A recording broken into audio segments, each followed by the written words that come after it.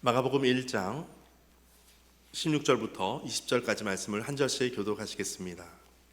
16절 말씀 제가 먼저 읽겠습니다. 갈릴리 해변으로 지나가시다가 시몬과 그 형제 안드레가 바다에 금을 던지는 것을 보시니 그들은 어부라. 예수께서 이르시되 나를 따라오라. 그 어부가 되게 하리라 하시니 곧 그물을 버려두고 따르니라. 조금 더 가시다가 세베대의 아들 야고보와 형제 요한을 보시니 그들도 배에 있어 그물을 깁는데, 함께 읽겠습니다. 곧 부르시니 그의 아버지 세베대를 품꾼들과 함께 배에 버려두고 예수를 따라가니라. 아멘. 주님의 말씀입니다. 우리 가슴에 손을 얹고 믿음으로 함께 선포하겠습니다. 제가 먼저 하면 여러분 따라하시면 됩니다. 하나님을 만나면 살아납니다.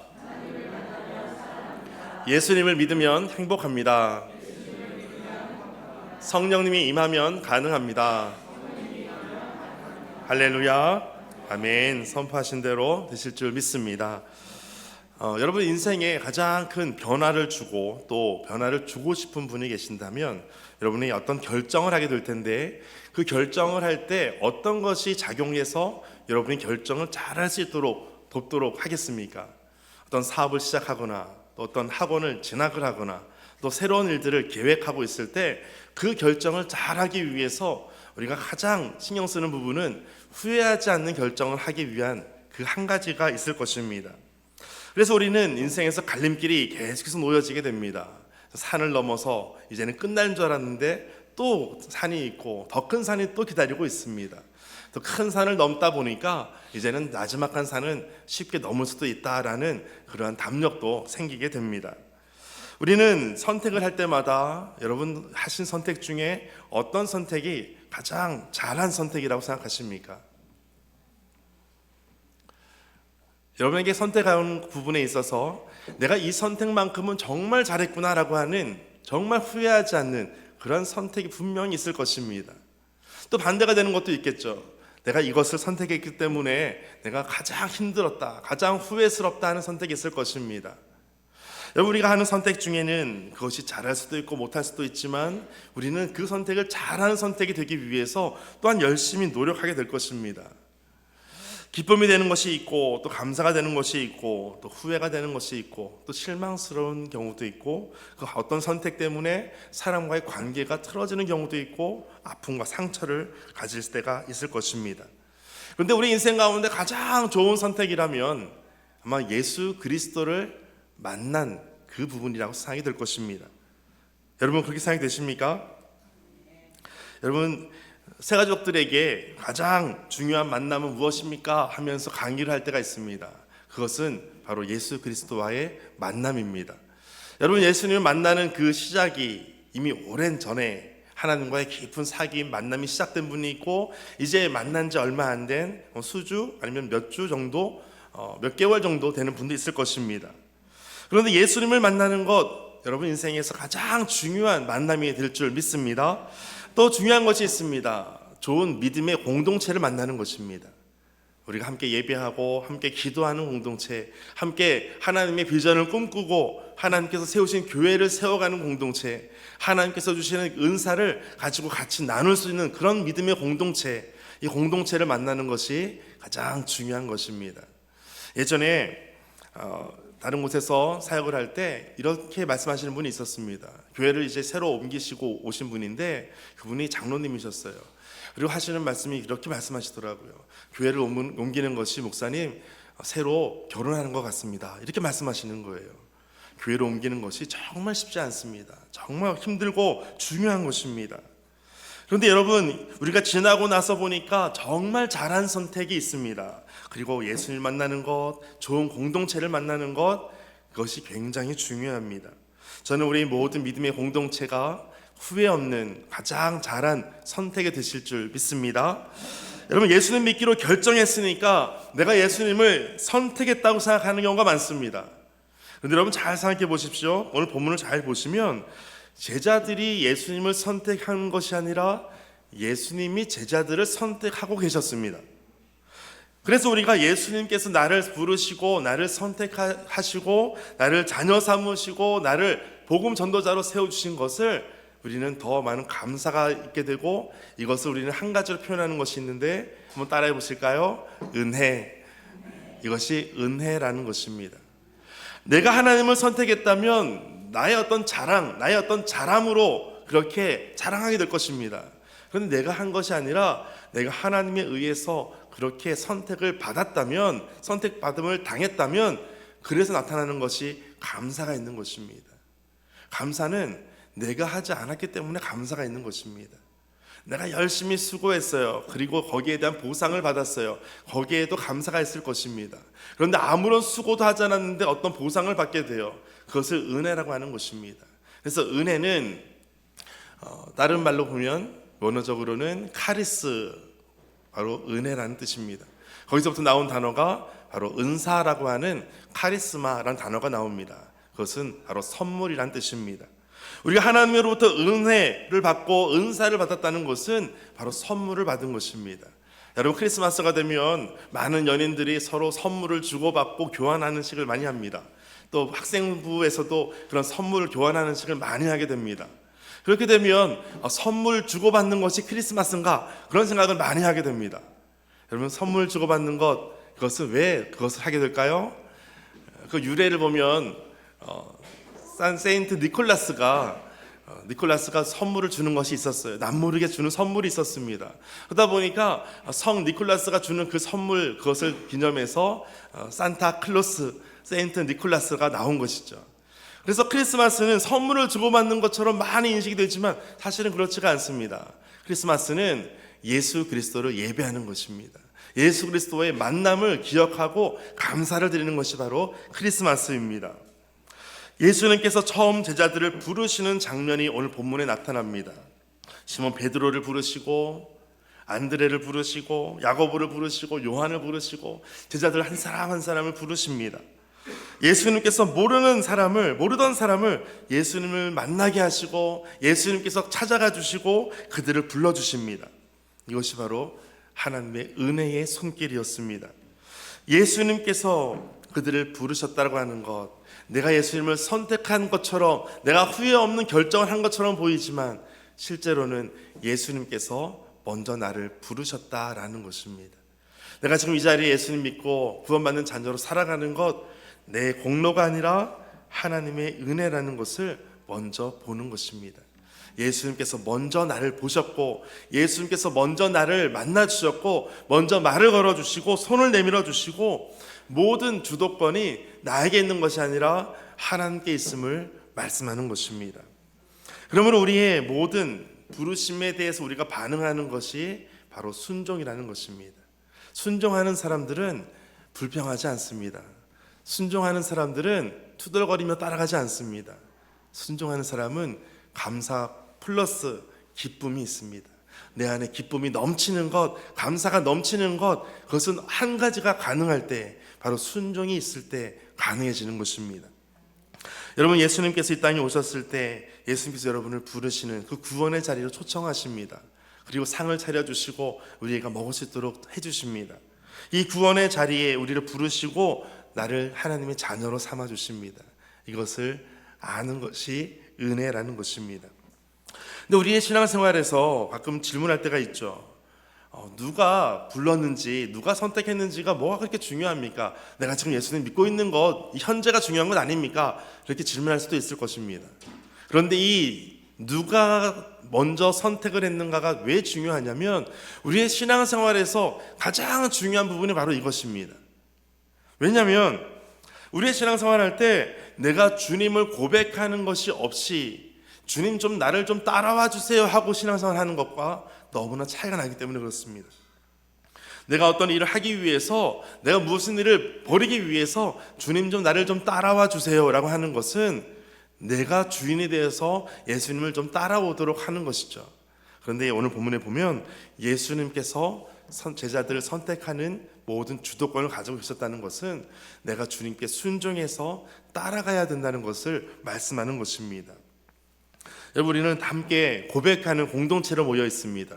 함께 고백하는 공동체. 우리가 사도신경을 고백했습니다. 사도신경은 제정한 이유가 두 가지였습니다. 먼저는 사도성을 확정짓기 위해서, 그 당시에 많은 이단들이 있었습니다. 그러다 보니까 누구도 사도다, 나도 사도다, 막 그런 얘기가 하는 겁니다. 사도라고 하는 것은 예수님으로부터 직접 가르침을 받았던 사람들이 사도입니다. 그리고 그 사도로부터 또 가르침 받은 사람들이 속사도라고 부릅니다. 그 속사도로부터 또 가르침 받은 사람들이 교부라고 부르는 것입니다. 사제라고 하는 것입니다. 그런 정통성이 있는데 바로 많은 사람들이 있다 보니까 이 사도성을 바르게 하기 위해서 사도신경을 만드는 것입니다. 또 하나는 이단과 구별하기 위해서 사도신경을 제정했습니다. 그래서 우리가 고백했던 것처럼 나는 전능하신 하나님 아버지를 믿습니다. 나는 천지의 창조주 하나님 아버지를 믿습니다. 나는 유일하신 아들 예수 그리스도를 믿습니다. 나는 그렇게 고백하는 것입니다. 이 고백이 있는 공동체, 그것이 바로 교회라는 것입니다. 우리가 함께 한 공동체로 있는 것은 하나의 고백 위에 세워지기 때문에 그렇습니다. 우리가 신앙생활을 잘한다는 것은 바로 이 고백처럼 주님을 나의 주님으로 고백하는 것입니다. 내가 주인이 아니라 나를 주로 믿게 하신 하나님께 나아갈 수 있도록 하신 하나님을 믿고 내가 고백합니다. 이것을 고백하는 것이죠. 여러분, 우리가 신앙생활 할 때 누가 주인이 되는가 굉장히 중요합니다. 여러분, 인생의 주인이 누구십니까? 주님이십니까? 여러분, 삶의 인도자가 누구십니까? 주님이십니까? 여러분, 삶의 인도자가 주님이십니다. 내가 지금까지는 내가 열심히 사는 것처럼 보였지만 실제로는 예수님께서 내 모든 인생을 다 보시고 인도하셨다라는 것입니다. 제자들이 선택한 것처럼 보이지만 그렇지가 않습니다. 사실 당시에 문화적으로 봤을 때에는 제자 될 사람들이 스승 될 사람을 찾아갑니다. 그리고 나를 좀 제자로 삼아 주십시오. 이것이 관례입니다. 그런데 예수님은 그렇지 않으셨습니다. 먼저 찾아가셔서 너는 나를 따라와라. 내가 너를 제자로 삼겠다라고 말씀하시는 거예요. 너무 다른 표현이죠. 여러분, 영적 거장이 있습니다. 누가 영적 거장일까요? 영적 거장은 하나님을 더 사랑하는 사람입니다. 하나님을 사랑하는 사람이 있습니다. 그런데 더 사랑하는 사람이 있습니다. 그 사람이 영적 거장입니다. 나는 여러분 모두가 영적 거장이 되시기를 축복합니다. 여러분, 옆에 계신 분에게 한번 말씀해 주실까요? 당신은 영적 거장입니다. 이렇게 한번 말씀해 주실까요? 여러분의 신앙생활에 있어서 예수 그리스도를 나의 주인 삼고 예수 그리스도께서 나의 주인이심을 고백하고 더 주님 앞에 사랑함으로 믿음으로 나아가는 것입니다. 그럴 때 신앙생활이 아름다워지는 것이죠. 우리의 신앙생활이 건강한 것입니다. 누가 내 인생의 주인이 되시는가? 예수 그리스도를 고백하는 사람이 이와 같은 아름다움이 나타나게 될 것입니다. 여러분, 교회 생활을 오래 합니다. 많은 봉사를 생활을 합니다. 신앙의 중심에서 예수 그리스도가 아닌 내가 중심이 된다면 수많은 갈등과 수많은 분열이 있을 것입니다. 그러나 아무리 작더라도 내 인생의 주인이 주님이심을 고백할 때, 순종하며 나아갈 때, 그렇게 주님을 따라간다면 우리 안에 더 많은 감사와 은혜가 넘치게 될 줄 믿습니다. 여러분, 오늘 본문 한번 보실까요? 17절 예수께서 이르시되 나를 따라오라. 내가 너희로 사람을 낚는 어부가 되게 하리라 하시니. 아멘. 나를 따라오라. 모든 인생의 주도권을 지금 예수님께서 지금 말씀하시는 거예요. 너의 인생이 지금까지 너가 물에서 어부로서 그물을 던지고 물고기를 가지고 살았던 사람이라면, 지금까지 너희가 사람이 살아가는 것을 위해서 살았다면 이제는 사람을 살리는 곳으로 너를 인도해 가겠다라고 말씀하시는 거예요. 베드로를 말씀하시는 거예요. 베드로야, 너는 지금 이제 나를 따라오라. 여러분, 이 말씀에 여러분 중요한 포인트는 나를 따라오라라고 하는 것은 따라오면 좋겠다, 따라오는 것이 나을 거야 이렇게 권하는 것이 아닙니다. 따라오라는 것은 명령하는 것입니다. 명령형입니다. 따라오라라고 하는 그 말씀에는 하나님의 어떤 전능하심이 그 안에 다 들어가 있는 것입니다. 여러분, 우리 인생 가운데 누군가 여러분 나를 좀 따라오세요 그러면 여러분 잘 따라가십니까? 우리는 기본적으로 누군가에게 어떤 권위에 반항하는 것이 우리 안에 다 있습니다. 순종하지 않으려고 하는 마음이 가득 차 있습니다. 그런데 누군가 날 좀 따라오라 그러면 우리는 계속해서 거부할 것입니다. 만약 따라가더라도 기꺼이 따라가지 못할 것입니다. 군인들 중에 보병 구호가 있죠. 보병들이 잘 쓰는 구호가 있습니다. 보병들은 나를 따라오랍니다. 나를 따르라입니다. 나를 따르라. 따라오라는 거예요. 군인들이죠. 포병은 알아야 한다예요. 알아야 산다. 많은 것을 알아야 돼요. 구호가 다 있어요. 그런데 여러분 인생 가운데 누군가, 나를 모르는 누군가가 나를 따라오라 그러면 따라가면 안 됩니다. 그런데 제자들을 보니까 예수님께서 나를 따라오라라고 하는 그 한마디를 듣고 어떻게 했습니까? 말씀에 보니까 그물을 다 내려두고 따라가는 겁니다. 18절 곧 그물을 버려두고 따르니라. 자신의 생업이 달려있는 이 그물, 이것 가지고 지금까지 살았는데, 지금까지 이 그물 가지고 아이들 학교 보내고 이 그물 가지고 지금까지 먹고 살고 있었는데 이 그물을 버려두고 예수님을 따라갔다는 거예요. 여러분, 중요한 두 가지를 볼 수가 있는데, 첫째는 예수님께서는 부르시는 분이세요. 예수님은 우리를 이끌어 가시는 분이십니다. 두 번째는 예수님의 어떤 모습이 있었지는 알 수 없지만 베드로가 예수님을 따라갈 수밖에 없는 그런 어떤 모습이 보였다는 것입니다. 여러분, 우리 인생 가운데 우리가 자녀들을 교육할 때에도 모르는 사람이 먹을 거 주면 따라가면 안 돼, 먹을 거 주면 아무거나 받으면 안 돼, 그렇게 가르치잖아요. 그런데 예수님께서 나를 따라오라라고 하는 어떤 그 말씀 속에 베드로로 하여금 그물을 다 내려놓고서라도 따라갈 만한 어떤 신비한 어떤 일들이 발생했다는 것입니다. 가끔 우리가 깜짝깜짝 놀랄 때가 있어요. 여러분, 옆에 있는 분들 보실까요? 옆에 있는 분들이 정말 예수님을 믿는 분으로 보이십니까? 예수님 믿을 사람으로 보이십니까? 네, 아멘 해주시는 건 굉장히 예의가 있으시는 분들이신 거예요. 옆에 있는 보면 이 사람이 정말 이런 사람도 예수님 믿을까? 그런 분들이 있을 거예요. 아버지 그런 분들이 있을 텐데, 그런 사람이 하나님을 믿고 따라갈 만한 어떤 것이 있다는 거예요. 저는 여러분이 그런 예수님을, 그런 모습을 보게 되시기를 축복합니다. 내가 누군지도 모르는 어떤 사람이 다가와가지고 나를 따라오라고 하는 그분이 예수님이라면 내가 기꺼이 따라갈 만하다라는 거예요. 뭔지는 모르겠어요. 그런데 예수님을 따라갈 만하다는 거예요. 베드로가 그것을 보고 있었다는 겁니다.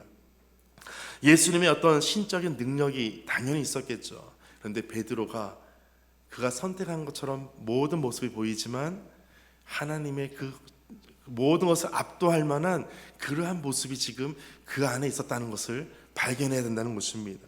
내가 예수님 믿고 주님을 따라가는 것처럼 보이지만 그 안에 내가 감당할 수 없는, 측량할 수 없는 이 하나님의 모습이 우리 가운데 가득 임재하는 것을 경험할 줄 믿습니다. 여러분, 오늘 본문 말씀에 이제 19절에 보시면 조금 더 가시다가 세베대의 아들 야고보와 그 형제 요한을 보시니 그들도 배에 있어 그물을 깁는데 어떻게 합니까? 20절 같이 읽겠습니다. 곧 부르시니 그 아버지 세베대를 품꾼들과 함께 배에 버려두고,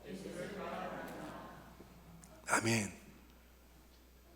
부르시니 다 내려놓고 심지어 그의 아버지 세베대를 일하는 사람들 품꾼들과 함께 배에 버려두고 예수를 따라갔다라는 거예요.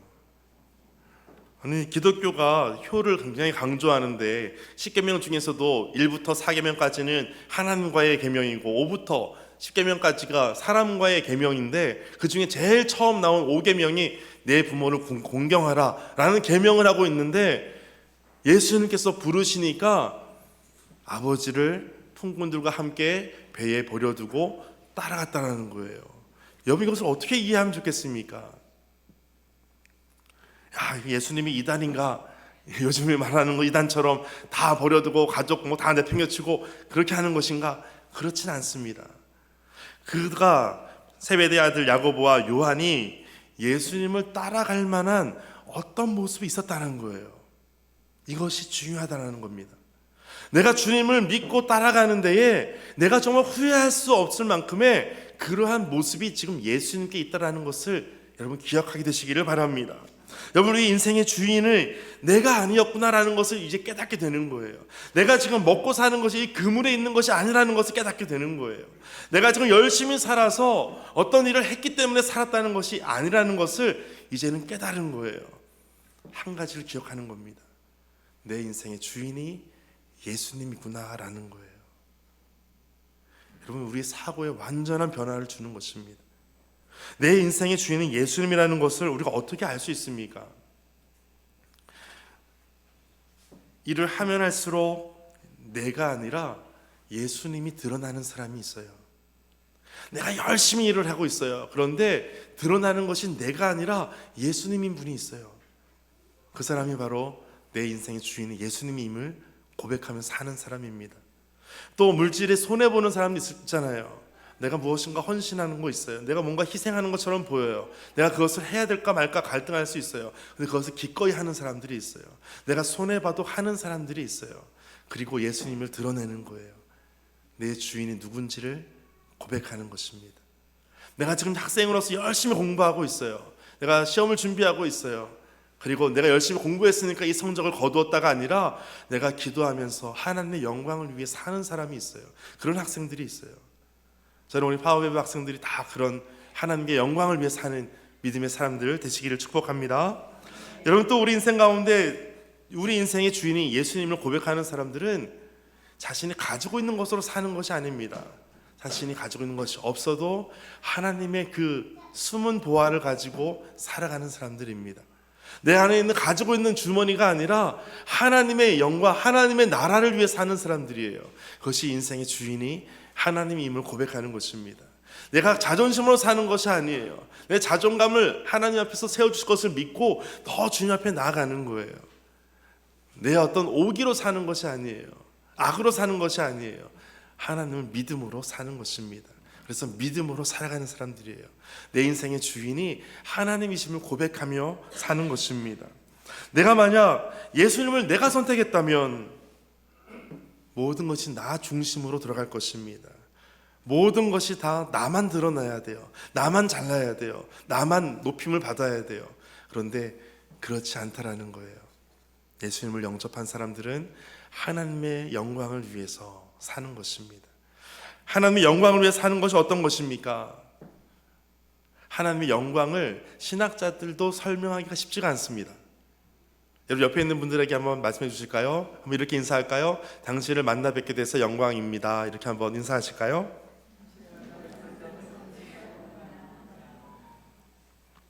지금 영광이라는 단어를 썼습니다. 당신을 만나 뵙게 돼서 영광입니다. 그럴 때 여러분, 누구를 높인 것일까요? 나 자신을 높인 것일까요? 네, 상대방을 높이는 것이죠. 하나님께 영광을 돌리며 산다는 것은 나를 높이는 것이 아니라 하나님을 높이며 사는 것입니다. 그것이 영광을 돌린다는 것입니다. 그래서 내가 열심히 공부했어요. 그리고 나를 높이는 것이 아니라 그것을 통해서 하나님이 높임 받으신다면 그것이 하나님의 영광을 위해 한다는 것입니다. 여러분, 이번 주부터 시험을 치르는 학생도 있고 또 지난주부터 시험을 치르는 학생들, 또 치렀던 학생들도 있는데 하나님의 영광을 위해 사는 거예요. 우리 성인도 마찬가지입니다. 우리의 인생 가운데 하나님이 드러나는 삶을 사는 거예요. 하나님께 영광이 되는 그러한 삶이 되시기를 축복합니다. 여러분, 선택이 하는 것이, 선택권이 나에게 없다라는 것은 내가 포기할 권리도 없다라는 거예요. 하나님께서 모든 것을 주도적으로 나를 움직여 가신다라는 것입니다. 내가 할 수 있는 것은 순종하는 것밖에 없습니다. 겸손히 주님을 따라가는 것입니다. 순종할 때 우리는 선교는 어떤 것이라고 정의할 수 있냐면, 선교는 희생하는 것이 아닙니다. 선교는 헌신하는 것이 아닙니다. 선교는 순종하는 것입니다. 희생한다라는 말조차 꺼낼 수 없는 것, 이것이 선교라는 것입니다. 내가 헌신했다라고 말할 수도 없을 만큼의 하나님의 그 강권적인 능력과 나를 부르신 그 부르심에 내가 반응할 수밖에 없는 것, 이것이 선교라는 것입니다. 하나님과 협상, 거래하는 것이 아닙니다. 우리 가끔 협상하죠. 거래 많이 하죠. 하나님, 이거 해주시면 제가 이렇게 하겠습니다. 이번에 이 일 뭔가 되면 이렇게 또 하겠습니다. 하나님과 거래를 해요.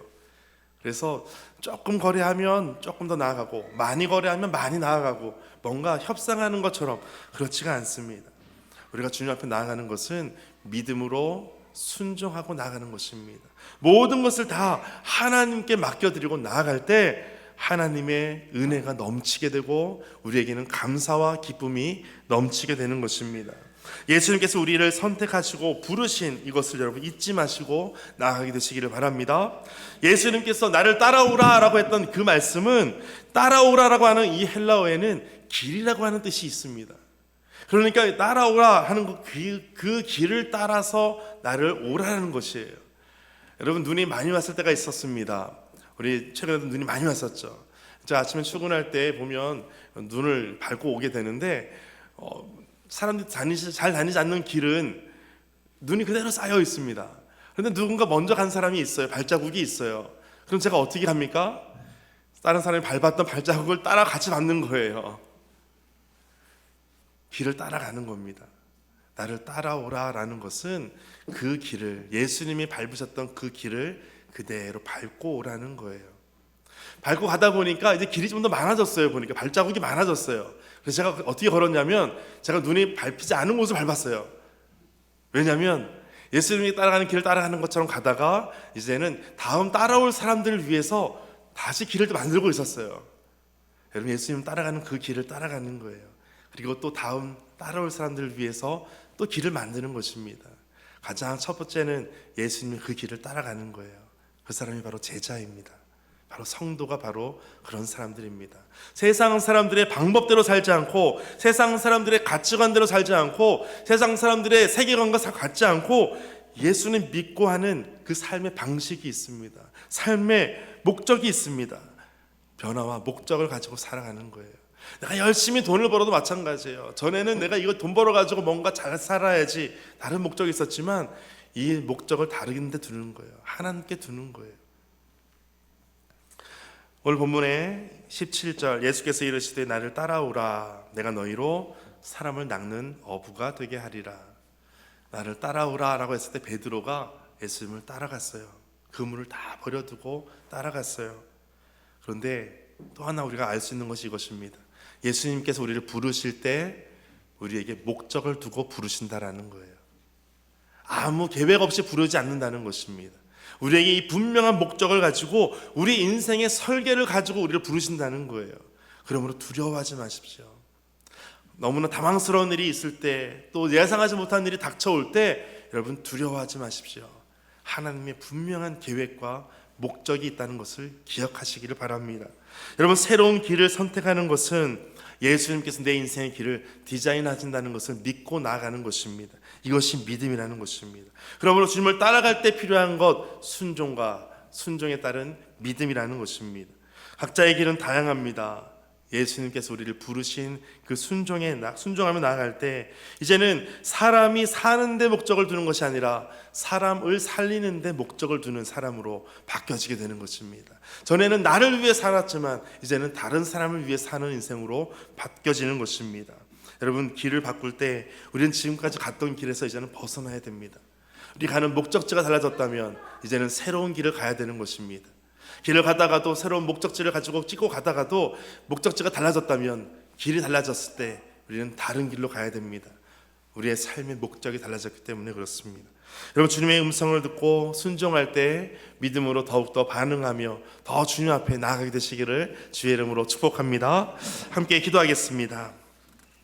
오늘 말씀 가지고 함께 기도하겠습니다. 하나님, 내가 주님을 선택한 것이 아니라 주께서 나를 먼저 부르시고 선택해 주셨습니다.